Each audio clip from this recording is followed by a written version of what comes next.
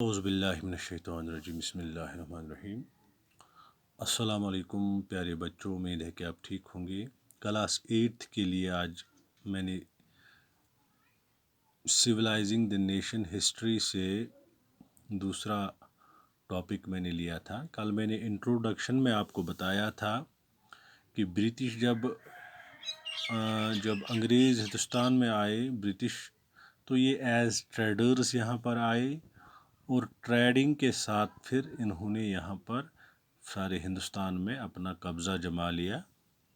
تو اس British government میں ان کی جو لوگ تھے برٹش لوگ، تو ان میں کچھ لوگ ایسے تھے جنہوں نے جو اورینٹلسٹک ان کی تھنکنگ تھی، یعنی وہ یہ چاہتے تھے کہ جو انڈین کلچر ہے، جو انڈین اینشنٹ کلچر ہے، اس کو ڈسکور کیا جائے، اور جو یہ ٹیکسٹ ہے، یعنی جو کچھ بھی اس انڈین سویلائزیشن، جو اس کی اولڈ سویلائزیشن ہے، یعنی جو کچھ بھی اس کا لٹریری میٹیریل ہے وہ کس فارم میں بھی ہے، تو اس کو ایکسٹریکٹ کیا جائے، اس پر کام کیا جائے، اور پھر اس کی ٹرانسلیشن کی جائے، اس لٹریچر کی، اس کلچر کی، جو کچھ بھی کسی بھی ٹیکسٹ میں جو اویلیبل ہے، اور پھر اس کی جو ٹرانسلیشن ہے، اس کا جو میننگ ہے،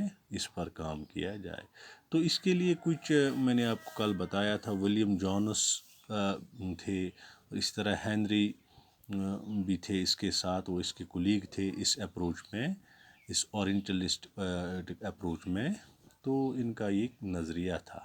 اس کے برعکس کچھ یعنی بہت سے آفیشلز تھے اس برٹش گورنمنٹ میں جو اس اپروچ کو کی حمایت کرتے تھے، یعنی کہ وہ یہ چاہتے تھے کہ انڈین اینشنٹ کلچر جو ہے ان کا، ہندوستانیوں کا، اس کو فروغ دیا جائے، یعنی جو کچھ بھی لٹریری میٹیریل ہے کسی بھی شکل میں ہے، اس کو ٹرانسلیٹ کیا جائے، اور پھر تو اس کے لیے 1781 میں اس سے یہ جو اپروچ تھا، اس کو نظر میں رکھ کے مدرسہ سسٹم، یہ مدرسہ اس کو اسٹیبلش کیا گیا، اور اسی طرح ہندو کالج بھی بنارس میں 1791 میں اس کو بنایا گیا۔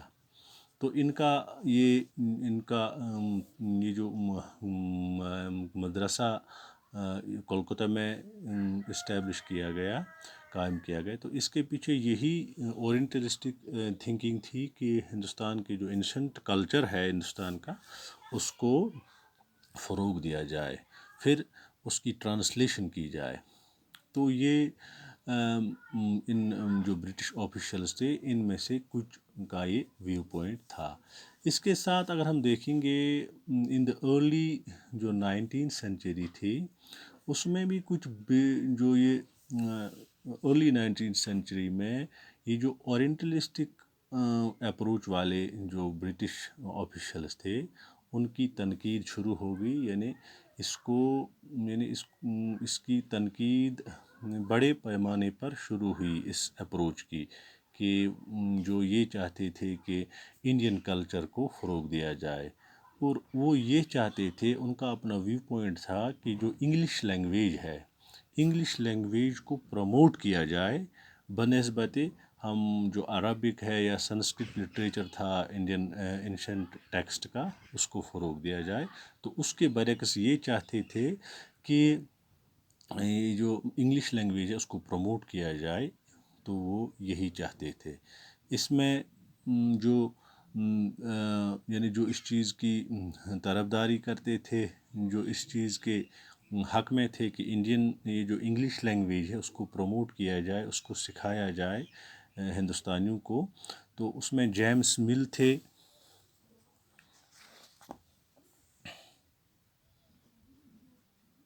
جیمس مل، اسی طرح تھامس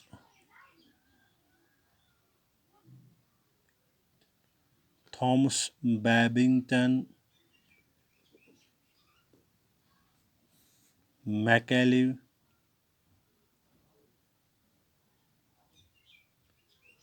لی.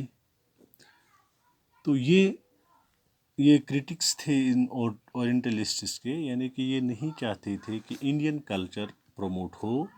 تو یہ چاہتے تھے کہ جو یعنی یہ ان کا ویو پوائنٹ تھا، they wanted to promote English language among the Indians. یعنی یہ چاہتے تھے کہ یہ انگلش لینگویج اس کو پروموٹ کیا جائے. تو اسی تناظر میں انہوں نے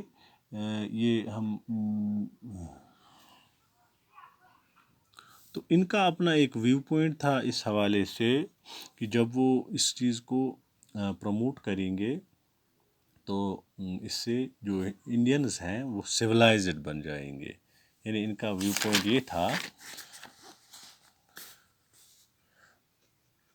promotion of English language will make Indian people civilized one. یعنی یہ ان کا اپنا نظریہ تھا کہ جب ہم اس کو پروموٹ کریں گے اس لینگویج کو تو اس سے کیا ہو جائے گا، اس سے جو انڈینز ہیں وہ انڈین جو ہے وہ سویلائزڈ بن جائیں گے، یعنی وہ مہذب بن جائیں گے.